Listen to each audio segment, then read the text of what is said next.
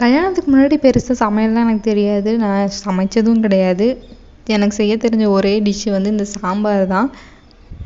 அப்புறம் உருளைக்கிழங்கு பொரியல். இது 2 தவிர எனக்கு வேறு ஒன்றும் செய்ய தெரியாது. நான்வெஜ்லாம் சுத்தம் எனக்கு அதை நான் செஞ்சதே கிடையாது கல்யாணத்துக்கு முன்னாடி. இப்போ எல்லாம் செய்யணும் அப்படின்றப்ப எல்லாரை போலவே எனக்கும் கை கொடுக்குற தெய்வம் இந்த யூடியூப் இன்ஸ்டா ரீலும் தான்.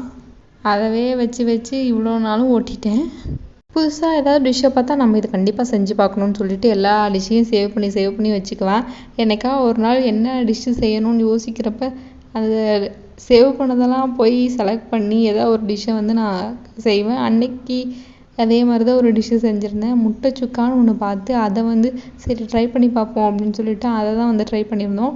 டேஸ்ட்டெல்லாம் சூப்பராக இருந்துச்சு. இந்த மாதிரி நான் ஒரு நாள் முட்டையை சாப்பிட்டதே கிடையாது. இந்த மாதிரி யூடியூப்லாம் பார்த்து சமைக்கும் போது மேக்ஸிமம் டிஷ்ஷு சொதப்பிடும்.